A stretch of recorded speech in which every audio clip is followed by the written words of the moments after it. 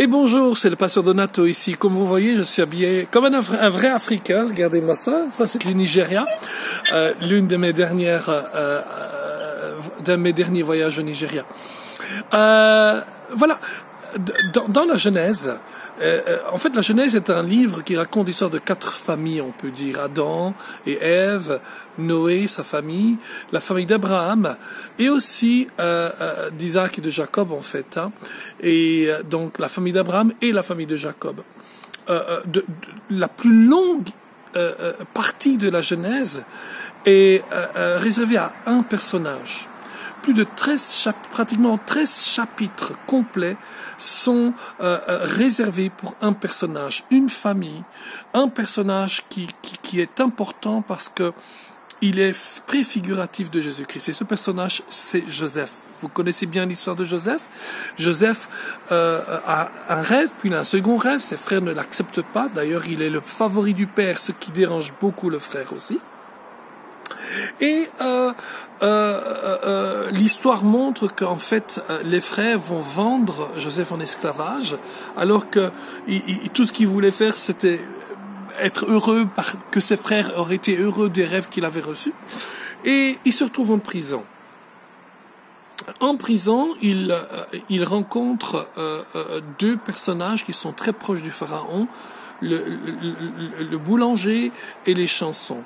Et tous les 2 ont un rêve, et finalement, le boulanger va mourir dans le rêve, et les chansons vont retourner et retrouver les faveurs du pharaon. Vous connaissez l'histoire.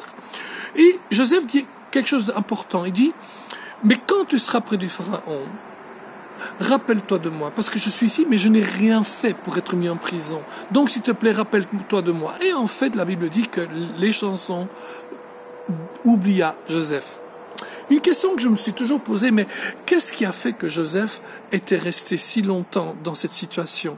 Il semblait être béni, et pourtant cette bénédiction n'était pas pour lui, elle était toujours pour les autres. Il y a plusieurs clés, je n'ai pas le temps de les voir aujourd'hui avec vous, mais une des clés, c'est celle-ci. Une fois que Joseph est en prison, ce n'est qu'après que cet homme est parti, cette chanson est partie, et que Joseph se rende compte que rien ne va pour lui, que quelque chose va changer dans la vie de Joseph. Voyez-vous, quand Joseph se retrouve avec ses frères plus tard, et qu'il se dévoile, remarquez qu'il ne les pardonne pas. Le pardon a déjà été fait, mais il n'a pas été fait lorsqu'ils viennent, il a été fait bien avant. Probablement, et c'est ce que je pense, il a été fait quand il était en prison. Et là, il a vraiment pardonné ses frères. Lorsqu'il rencontre ses frères, là, c'est pas le pardon qu'il donne, c'est la réconciliation avec ses frères, qui est important. Pardon et réconciliation sont 2 choses importantes. Mais donc, bien avant, Joseph avait compris que le manque de pardon, la rancune, bloque la bénédiction de Dieu. Et donc, je suis persuadé qu'il a pardonné ses frères en prison. Non, pourquoi je dis cela? Parce que c'est probablement après avoir pardonné ses frères que vient le principe de la bénédiction.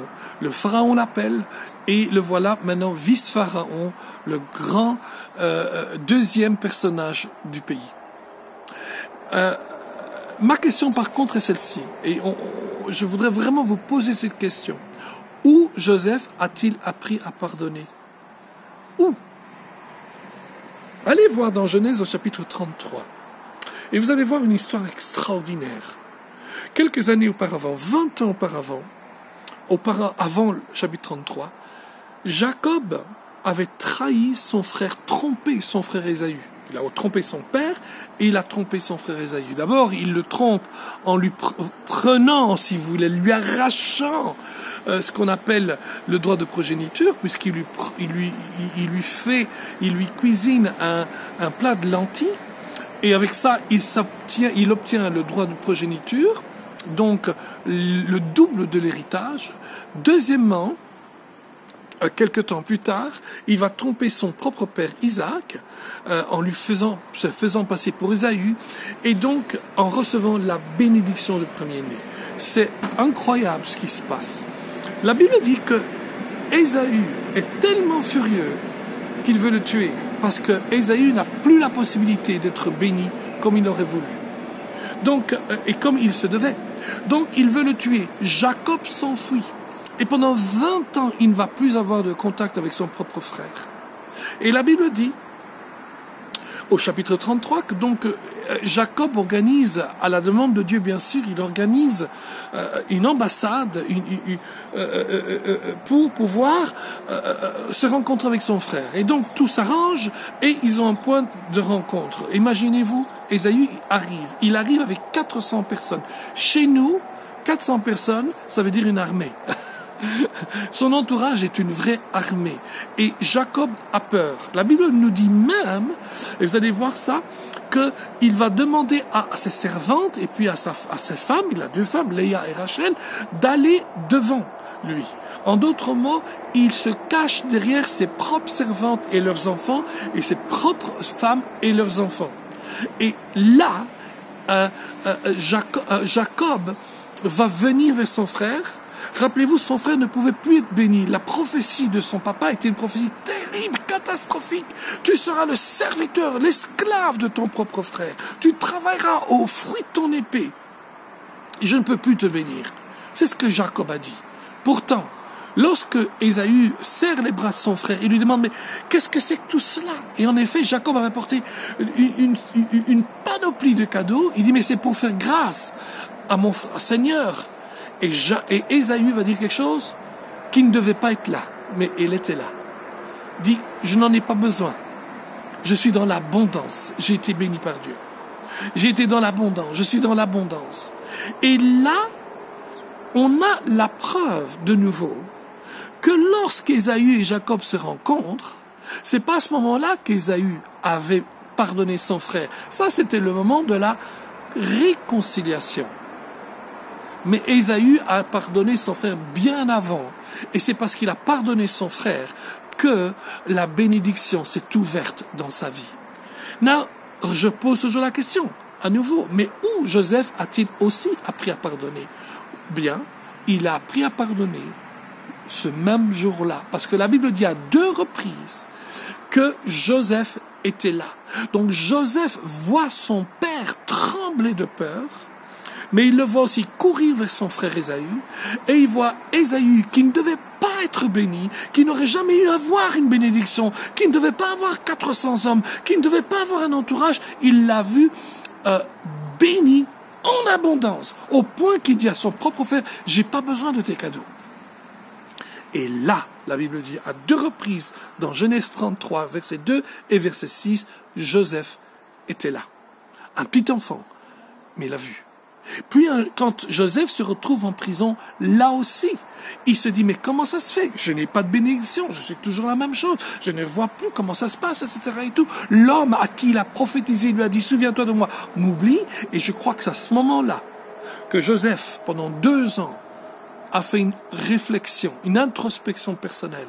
Et il s'est dit, voilà, je me rappelle maintenant, quand papa avait peur de rencontrer oncle Ésaü, il y est allé quand même.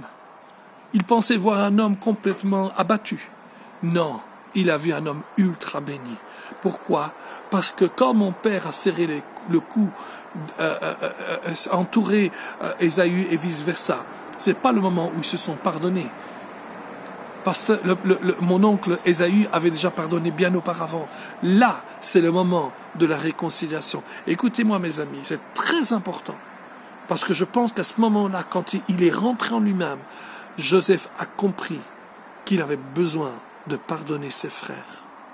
Et probablement, certes la Bible ne le dit pas ainsi, mais les effets de la bénédiction due en conséquence du pardon sont bien là. Je pense qu'il a pardonné ses frères. Il est devenu prince d'Égypte. Au point que peut-être qu'il n'y pensait jamais plus. Pour lui, il avait pardonné, c'est tout. Mais il lui manquait encore une chose. La chose qui est un petit peu la cerise sur le gâteau. Il lui manquait cette opportunité de se réconcilier. Il voit ses frères. Ceux-ci ont peur, mais le pardon a déjà été fait depuis longtemps. Et il va se réconcilier à ses frères. Il y a une puissance de libération, de la bénédiction dans votre vie, lorsque vous pardonnez les autres. Mais cette bénédiction prend tout son effet dans vos propres vies, dans vos propres émotions. Lorsque vous avez pardonné, le temps vient où vous pouvez aussi vous réconcilier. Soyez bénis et à la prochaine.